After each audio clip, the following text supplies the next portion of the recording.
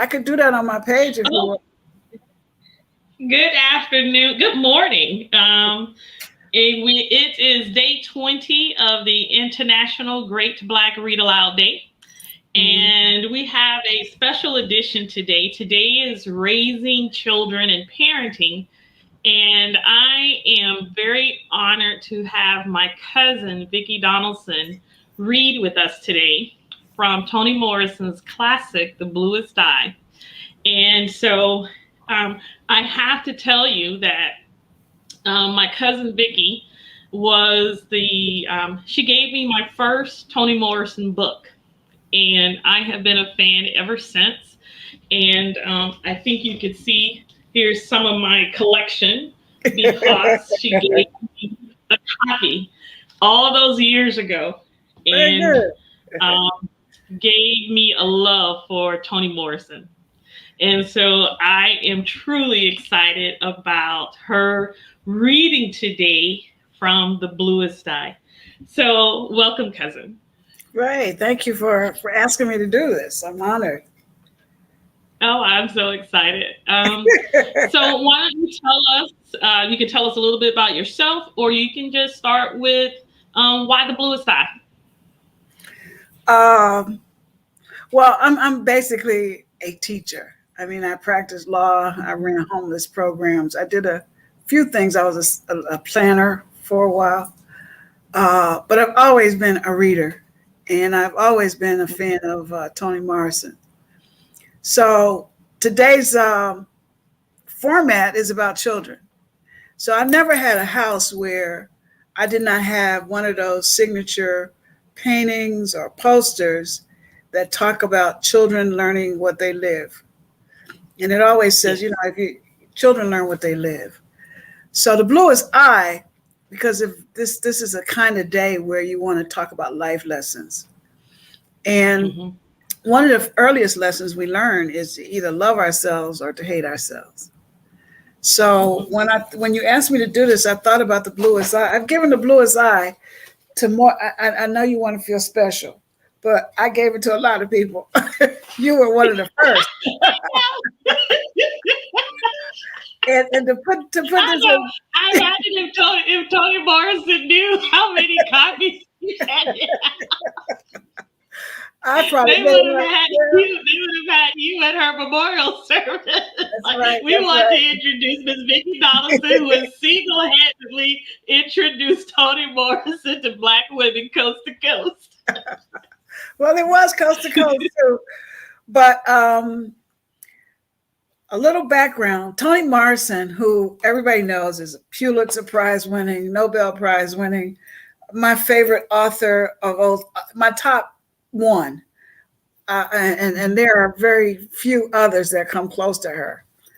But when I read The Bluest Eye, I think it was like the early 70s or around 1970, I was at that point in my life where, you just don't feel beautiful. Even though people are going around talking about Black is beautiful, your great grandma and my grandma used to say stuff like, there's some people that Black is beautiful will not save. Oh, wow. Which was profound. And I kept saying, no. So she said, when I was little Black Thelma. Then I got older, I was Black Thelma. And then I got real old, I became old Black Thelma. And she says, a phrase like Black is beautiful can't cure all that. Because by this time she's old, right? But I ran a shelter system in LA, and we wanted to do a book club. So I chose The Bluest Eye. And I chose it because the women in the shelter come with some of the kind of baggage that The Bluest Eye sort of lets us understand.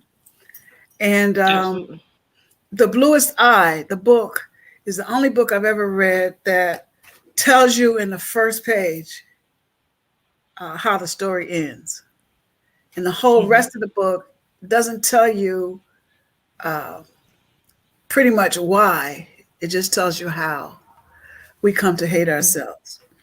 So we chose The Bluest Eye, And we had women and people in the book club, the intellectual types who were coming to the shelter to help me do this, were saying they're not going to get this. I don't know why you chose something like The Bluest Eye, because those ladies not going to understand it. And then you walk through the shelter and you see women with children by one hand and The Bluest Eye in the other hand. And you say, oh, Lord, wow. we're doing something. So we're in a Yes. meeting. So we're in a meeting, and I'll make this short. I'm going to read this little first passage. And we were discussing it, and we got to the rape scene, which I will read for you briefly. And this woman broke down, and she just started boohoo crying. And Piccola had, in this book, The Bluest Eye, been raped by her father in a drunken stupor. And she started crying, saying, my grandfather did that to me. And we hugged her, consoled her. We went about our own way. And then it occurred to me that what happens when you do a group hug and it ain't enough? So Maxine Waters, who is our everybody's congresswoman, had a daughter who was one of the patrons of our shelter. She told Maxine about what we were doing and what happened. And I wrote this proposal to provide trauma-informed medical care to the ladies in the shelter. And Maxine gave me $95,000 to buy books like The Bluest Eye, to start a whole book club. And we had an all-day Watts book club meeting. And that led to us getting a larger grant for about $2 million to bring trauma-informed health care to the shelter. It covered children and it covered their mothers and all members of the family, because this kind of trauma we realized existed. But the book starts off telling you what the end of the book is. So you want me to start reading? Yes. So in the foreword, sort of, and she does this book in seasons. You know, she starts with autumn, and there's some things that the seasons refer to that we could talk about if you want. But it reads, quiet as it's kept, there were no marigolds in the fall of 1941.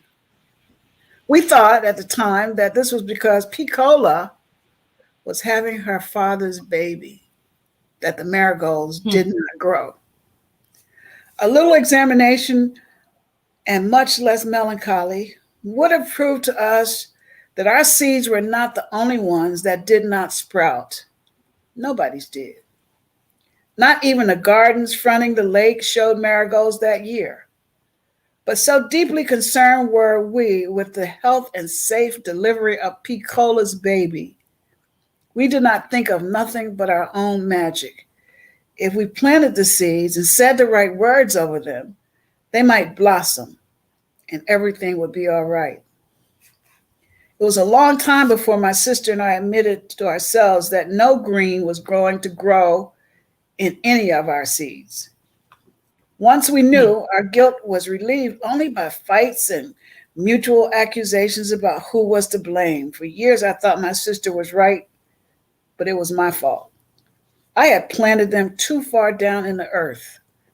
It never occurred to either of us that the earth itself might have been unyielding. We had dropped our seeds in our little plot of black dirt, just as Piccola's father had dropped his seeds in her own plot of black dirt. Our innocence and faith were no more productive than his lust and despair. What is clear now is that all of that hope, fear, lust, love, grief, nothing remains but Piccola and the unyielding earth. Charlie Breedlove is dead. That was her father. And our innocence too. The seed shriveled and died, and her baby too. So when Toni Morrison says we can't know why all the time, but this book is going to tell you how all this happened. And the book has characters that we could really identify today with predators out there, Yes. But the whole idea that women are devalued, that Yes. lust, you know, is rampant, and it doesn't matter.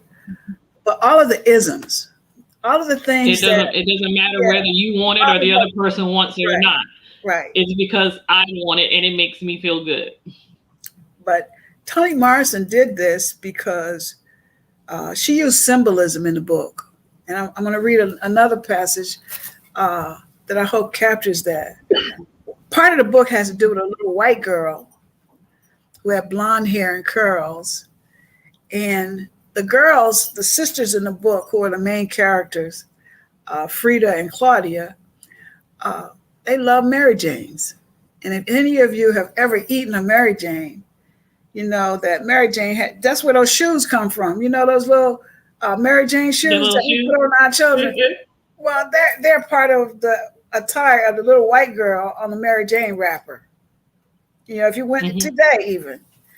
Uh, but P. Color figured out as the story progresses, their life was like just dour. I mean, it was like there's a passage that talks about the house. It had no pictures, it had no paintings, it had no Mm-hmm.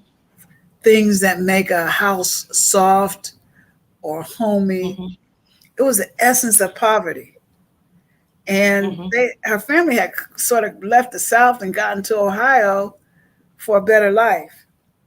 And while the father worked, there's a passage that talks about how Charlie and his wife Pauline, Piccola, who's the main character, her parents, how they met and married. And she was crippled. So in today's world now, we're talking about all the things that we think are ugly. You know, she had like nappy hair. She didn't, you know, she wasn't well spoken. You know, being from Florida, um, you know, I have an accent. And my mother had a Mm-hmm. real thick Southern accent, but she spoke perfect English. She spoke the King's English. And I can remember Mm-hmm. when we talk about children learn what they live, things like her, like you say, Ma, where's the broom at? And they would correct you and say behind that preposition at. So while they're giving you this Yes. life lesson, they're also teaching you English grammar. And Absolutely. you just can't imagine that there were no life lessons that were being passed on to Piccola. Piccola had one brother who ended up Mm-hmm. badly. Her mother was both crippled and what we would call ugly. You know, we might say that's an unpopular or uh, that's not the kind of word we use now. It's not good social grace to use words like somebody is ugly. But we Mm-hmm. know what we mean when she describes Pauline, the mother, she's talking about her as an Yes. ugly person who Mm-hmm. felt ugly. And it had nothing to Mm-hmm. do with whether anybody else called her ugly. She felt ugly. So She felt ugly. she felt ugly. And there's a passage that I wanted to read um, that talks about Pauline and how she came to Ohio. Should I be reading more and talking less? You tell me. It This doesn't your matter. show. This your show. I think it's going well. Pull Okay. it together. Um, so the mother um, was young, and Charlie, the Mm-hmm. father, was young. And there's some mixed characters in this book. The, Toni Morrison introduces sexual predator kinds of issues with Mr. Henry, who Mm-hmm. was one of the roomers in the house. The mother, they to raise more money, they rented out a room, and you know he would give them money, and then he would molest them. You know, Mm-hmm. um, things that kids grow up with. Um, and Absolutely. when the child has, for example, a cold, there's a passage in here where the mother's berating the child because she's sick because she got a cold. I thought I had marked it. You want to say something while I try to find it because it's a good passage. Um, I think it's um, the story um, of Piccola is one that is oft repeated in our culture. Um, and part of that is because we don't talk about the things that happen, the things that, um, perhaps great grandmothers experience, and then perhaps grandmothers experience, Mm-hmm. or your parents experience. And so that door remains open for repeats, um, repeat actions, You're right. repeat And it can be violations. sexual. Right. No one ever cautions the next generation, and just puts it on the table and say, hey, this happened, it shaped me this way, so you've got to be vigilant. You have to take a look and see if something is awry. If you feel that something is not, you get a bad vibe, you come and tell me you got a bad vibe. It But that doesn't matter requires who it that is. requires even vigilance. Vigilance Yes, requires a sense or knowledge base that suggests to you that something is wrong. And absolutely. very often, it's hard for kids to tell us if something is wrong unless there's a knowledge base that suggests to them, no, this isn't right. So now we've begun to tell our Yes. children, if somebody says something to you, if somebody touches you, nobody's supposed to do this. But Hmm. nobody addresses the kind of vigilance that defines ugliness. So this particular Hmm. passage, it says it's the breed loves. The breed loves are Picola, her brother Sammy, Charlie, and her mother Pauline. And it Hmm. says they lived in they didn't have a house. That's the other thing. Because everything was like ugly. The walls, the building, everything, right? So ugliness was a decidedly large part of their lives. So it says the Hmm. Breedloves did not live in a storefront because they were having temporary difficulty adjusting to the cutbacks at the plant where Charlie worked. They lived there because they were poor and black, and they stayed there because they believed they were ugly.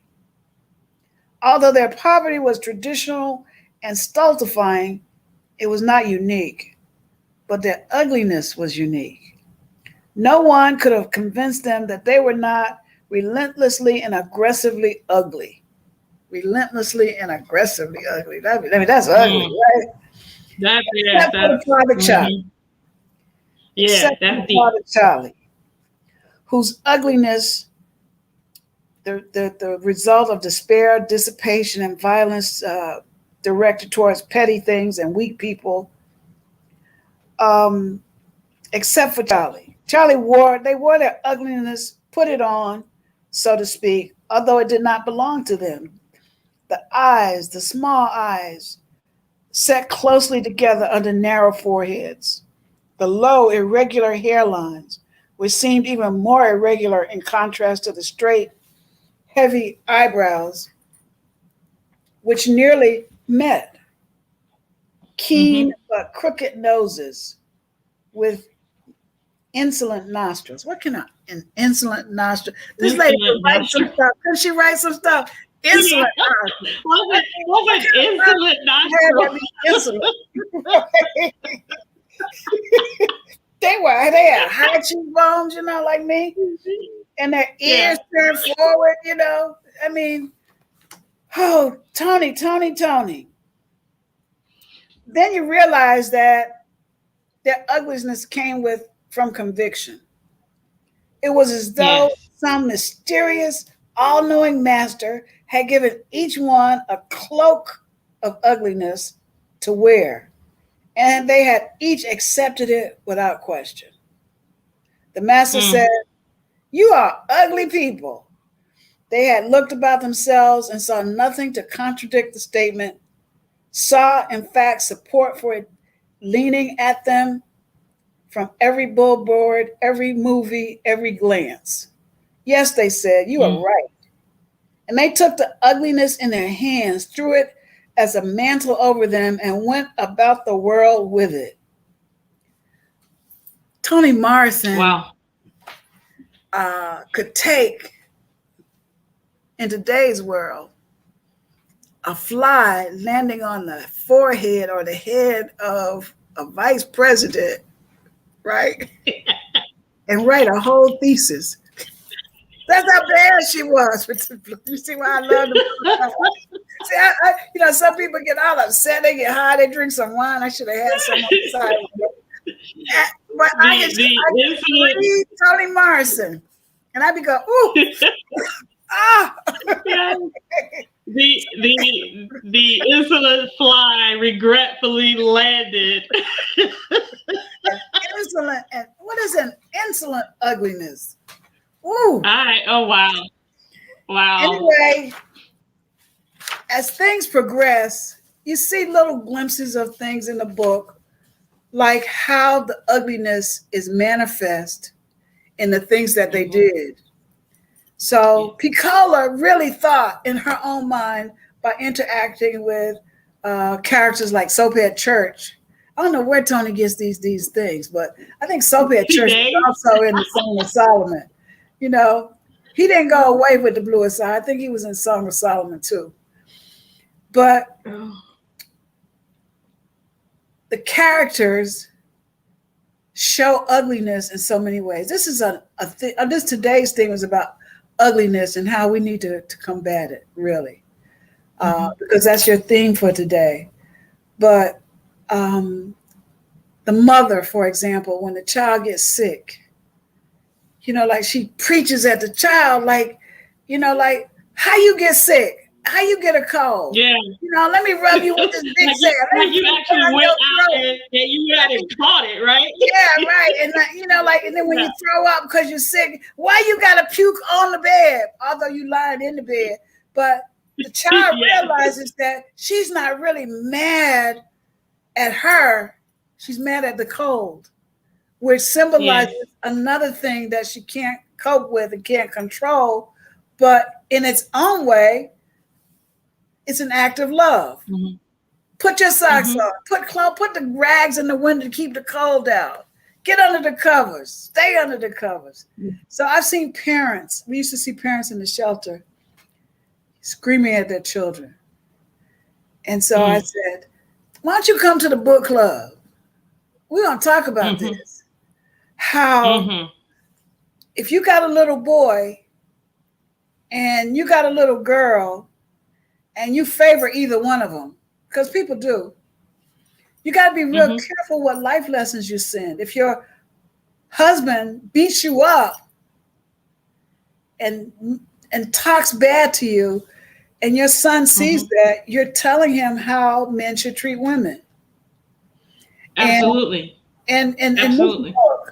It occurred to me that I have a son who's like a girl dad, who's like hands-on, who is like loving and has never spanked his children, but his voice alone can get them in line. And it doesn't always have to be a yell. But one day he was yelling. And I said to him, and I love my son, everybody know that. Yeah. I'm blessed with him. I was blessed to be the vessel that delivered him to the world. But I said to him, you cannot yell at them. You can talk to them. I'm not telling you how to raise your children. I said, but as much, they love you with their whole heart. And if they love you with their whole heart and you talk to them a certain kind of way, they would think that somebody else that they might eventually one day love with their whole hearts. It's okay. You're supposed to talk to them the same way. Right? So I said, children learn where they live. Didn't you read them posters on the wall? And I never had that issue again. And in the Bluest Eye, the child was hungry. The mother had made a pie for the white folk that she worked for, and the pie fell out. But she got so mad and showed such disdain. I thought that was one of those good scenes. Like, I didn't mean to do that. Like she's mad because she's ruined something that she had to deliver to these white people, right? Not because she hated her at that moment. Or, Charlie, oops, I'm sorry. Oh, Jesus. Old people here, they don't have no problem. So No problem. I'm going to read you the scene um, where Piccola talks about her blue eyes. Will you give me the page number? So in my book, it's on page 189, Okay. 188. This is where people first realize that Piccola is pregnant. Okay. But I asked you before if you thought I should read the scene where Charlie rapes his daughter.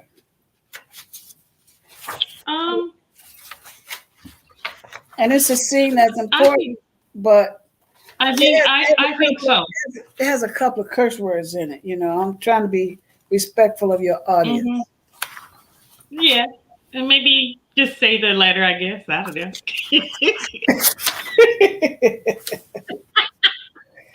Girl, please. No, Just read it. Just read it. I'm trying.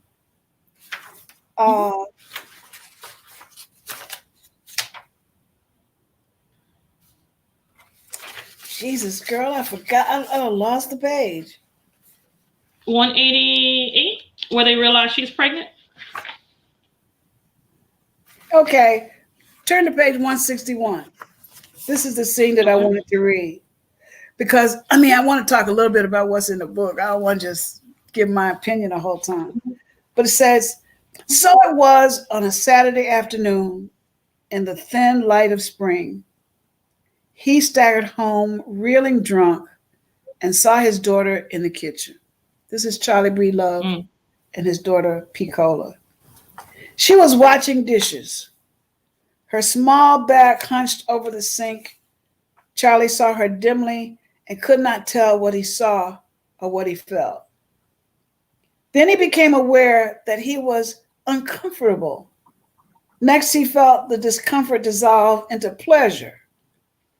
The sequence of his emotions was revulsion, guilt, pity, then love. His revulsion was a reaction to her young, helpless, hopeless presence. Her back hunched that way, her head to one side as though scrounging from a permanent and unrelieved blow. Why did she have to look so whipped? She was a child, unburdened. Why wasn't she happy? The clear statement of her misery was an accusation. He wanted to break her neck, but tenderly. Guilt and impotence rose in a bilirous duet. What could he do for her ever?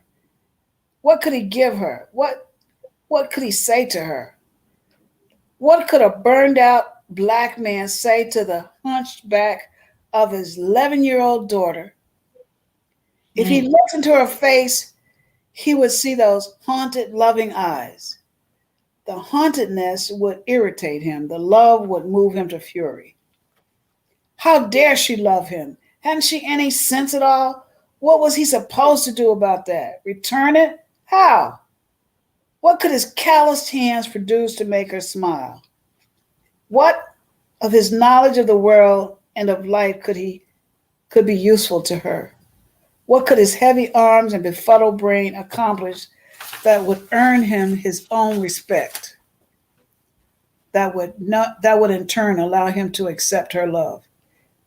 His hatred of her slimed in his stomach and threatened to become vomit. But just before the puke moved from anticipation to sensation, she shifted her weight and stood on one foot, searching the back of her calf with one toe. It was a quiet and pitiful gesture. Her hands were going round and around a frying pan, scraping flecks of black into gold. This is in his mind, right? Anyway, if you go down further on that page, the tenderness welled in him and he sank to his knees, his eyes on the floor, on the foot of his daughter. Crawling on all fours toward her, he raised his hand and caught the foot in an upward stroke. Piccola lost her balance and was about to careen to the floor when Charlie raised his other hand to her hips to save her from falling. He put his head down and nibbled at the back of her leg. His mouth trembled at the firm sweetness of the flesh. He closed his eyes, letting his finger dig into her waist. The rigidness of her shocked body, the silence of her stunned throat was better than Pauline's easy laughter ever had been. The confused mixture of his memories of Pauline and the doing of a wild and forbidden thing excited him, and a bolt of desire ran down his genitals, giving it strength, length, and softening the lifts of his anus. Surrounding all of this was lust. All this lust was a border of politeness. He wanted to do something to her tenderly, but the tenderness would not hold. The tightness of her vagina was more than he could bear. His soul seemed to slip down to his guts and fly out into her, and the gigantic thrust he made into her body then provoked the only sound she made, a hollow suck of air in the back of her throat, like the rapid loss of air from a circus balloon. Removing himself from her was so painful that he cut it short and snatched his genitals away. I won't read that little section too much. Again, the hatred mixed with tenderness. The hatred would not let him pick her up. The tenderness forced him to cover her. So when the child regained consciousness, she was lying on the kitchen floor under a heavy quilt, trying to connect the pain between her legs with the face of her mother looming over her. So this was one of those things that provoked the people in my book club to start doing life stories. And we turned a lot of that into journaling, because one of the ways that the trauma-informed strategies that we used worked was to use tools like journaling, music therapies, all kinds of therapies to try and get the ugliness out. Because the book is about ugliness and pain. And it doesn't, one of the things I didn't like about the Bluest Eye is that it did not end on no happy note. Like everybody got happy and went to church and prayed and went home and ate Sunday dinner. That didn't happen. No. So there's a message at the end of the book, which would be the last passage that I read. But to set the scene a little bit, Charlie met his wife, the mother, Pauline, when she was about 14, 15. And that's when they got together. She had a crippled foot, and she thought she was absolutely ugly. So it was amazing to her that Charlie would even like her. So we even like her, right? In this book, though, Toni Morrison uses a soft setting in the kitchen, the sun streaming through the window. She's standing there, and she paints a picture as if there's a sunlit glow on this day, sunny afternoon, coming through. So when Charlie comes home drunk in a stupor, he goes back to when Pauline was in a similar scene, and he really thought she was the mother. But when he realizes this is an 11-year-old child, right? He came to his senses a little bit, but one of the things we learned from the Bluest Eye is that if we don't deal with trauma, we never get over it, because there's no such thing as a do-over. You know, I say to students all the time, I say, you know, the reason why it's so devastating when these traumatic things happen to us is that if you let your child run down the street, or you leave your child with folk that you don't know to babysit them, or you're not watching their uncle or grandfather when he puts them on his lap, because these are all scenarios, you cannot go back and say, well, I didn't know. Because the child doesn't it can't do it exactly. Right. So we get a do-over. Right. So I think Toni Morrison, no matter what kind of subject she tackled it with the kind of insight that makes you go like, you can't do no do-over. Ain't no do-over here, Charlie. Mm-mm. This girl Yeah, is that ugly. moment when he realized it was his daughter, and his even in a drunken stupor, Right, there are something, his conscience rose above the drunkenness to say, right. hey, uh this ain't what you think it is. Right. Yeah. What you And so doing, in that Charlie? moment, yeah, what you doing? There was that moment when he could have chosen a different route for Piccola Hmm. and for himself. Right. But remember, this is a treatment of ugly and the Hmm. ugliness and how just because men are sometimes a little more elevated in our lives in our society doesn't mean that they escape the ugliness. Oh You know, yes, he really felt that he just did not. The question, how can his calloused hands, right. you know, what could he do that would make her feel? What could he provide that would make her happy? That would bring a smile so that she would seem unburdened. Here's um this thought, I think, which has occurred so much in our culture, Mhm. and around the world in Black culture, is um, the emasculation of Black men, and that goes deep, right? That Yeah, goes you can real be deep. emasculated. Yeah, and they're not just uh, emasculated. I mean, they're gutted. Hmm. And Gutted. when we talk about today, like Black Lives Matter, it's not that Hmm. they just kill us. You know, not just that they shoot us or whatever they do to us. They also do it in a way that takes the guts out.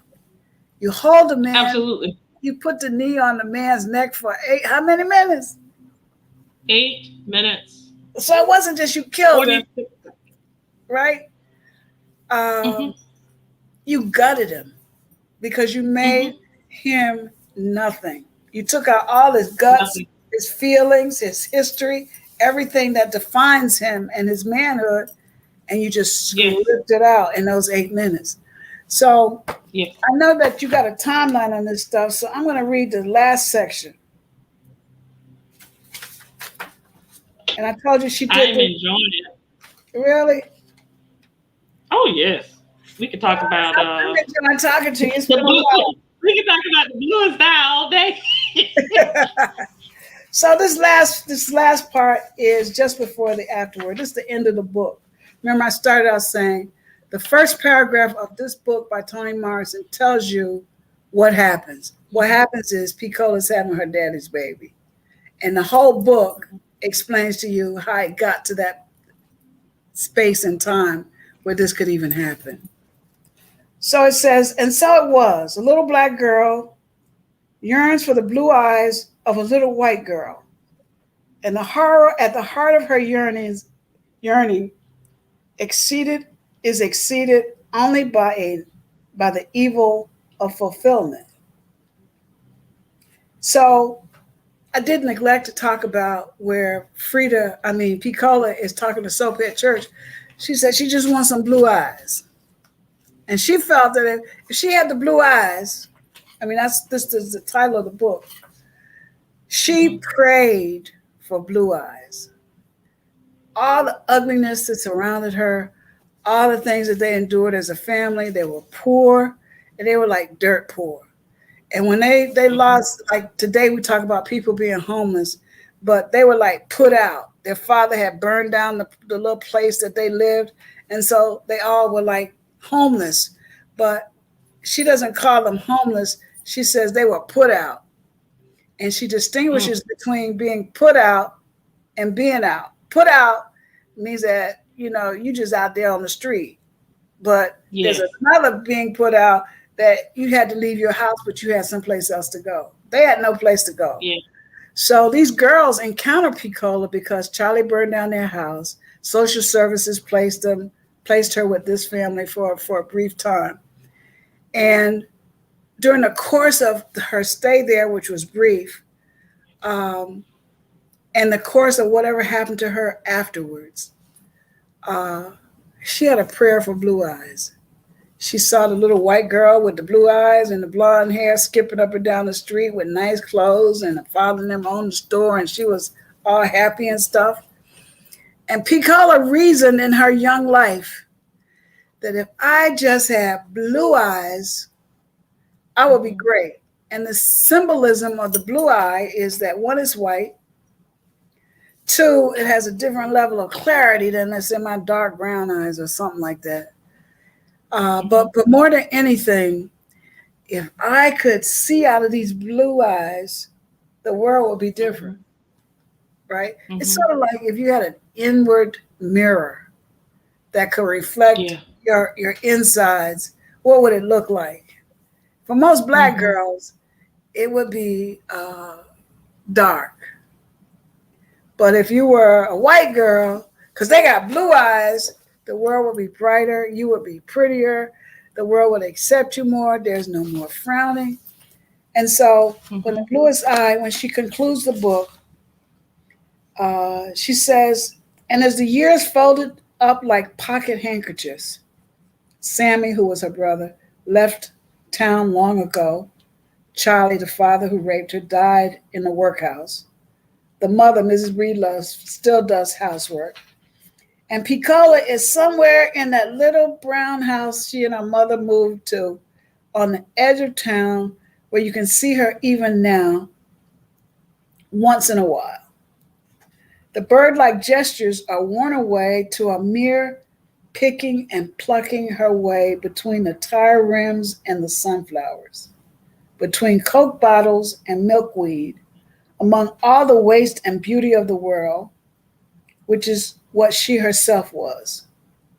All of her waste, which we dumped on her and which she absorbed, and all of our beauty, which was hers first and which she gave to us, all of us, all who knew her, felt so wholesome after we cleaned ourselves on her. That's something else too. How do you clean yourself on somebody? That lady could write some stuff, couldn't she? We were so beautiful when we stood astride her ugliness. Her simplicity decorated us. Her guilt sanctified us. Her pain made us glow with health. Her awkwardness made us think we had a sense of humor.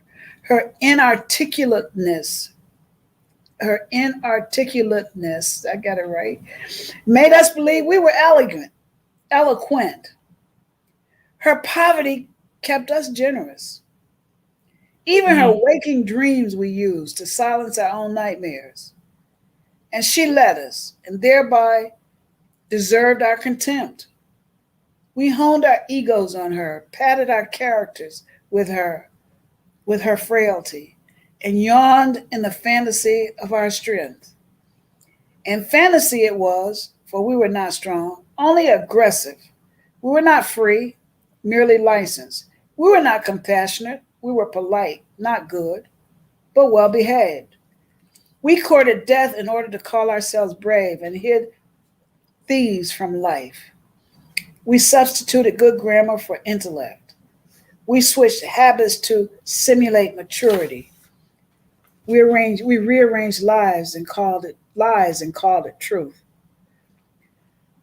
She, however, stepped over into madness, a madness which protected her from us simply because it bored us in the end. So she's talking about a world that could be today.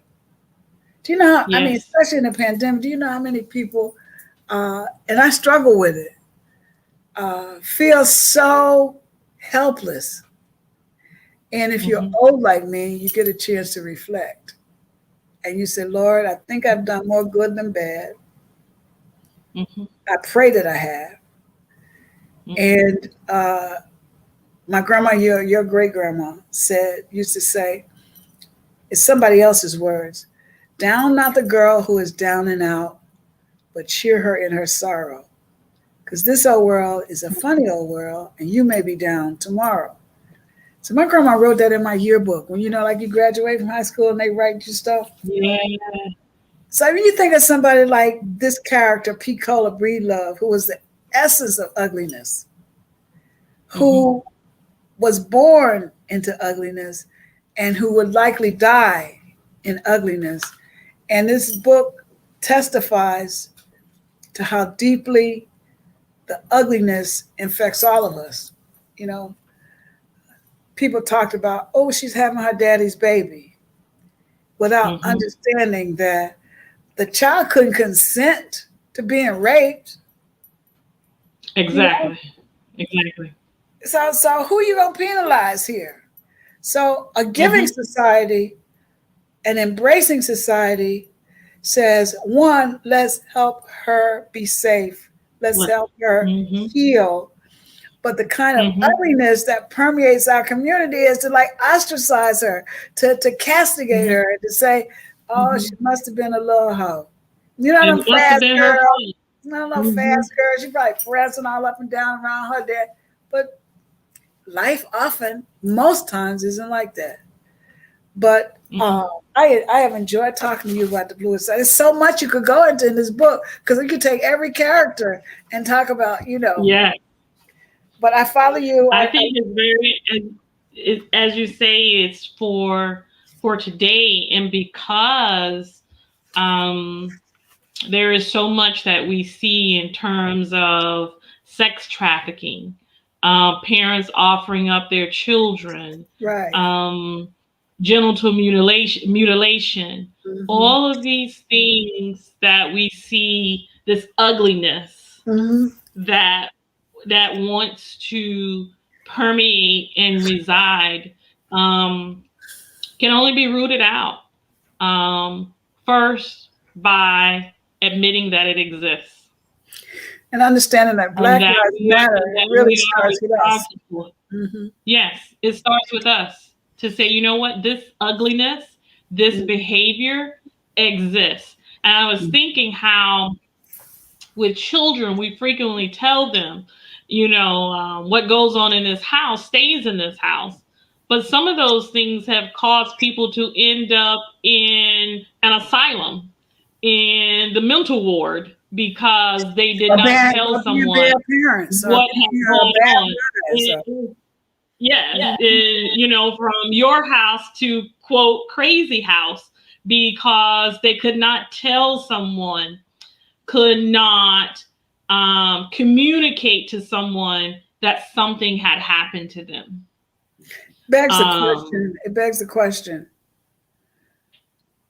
What happens when the totality of my world crashes and there's no rescue squad? There's no EMT. There's no balm in Gilead, if you will. So it's important that I gave the bluest eye to teenagers, and for all those naysayers who said they will not understand what Toni Morrison is talking about in No Bluest Eye. And the testament is, it not only opened a lot of eyes, and women in shelters, uneducated, poor, homeless, not only read it, understood it, embraced it, and started to teach it because they started to live it. And so I thank you for letting me have this chance to, my next book is the Song of Solomon. When you do the Song of Solomon, you should invite me to sit in with you.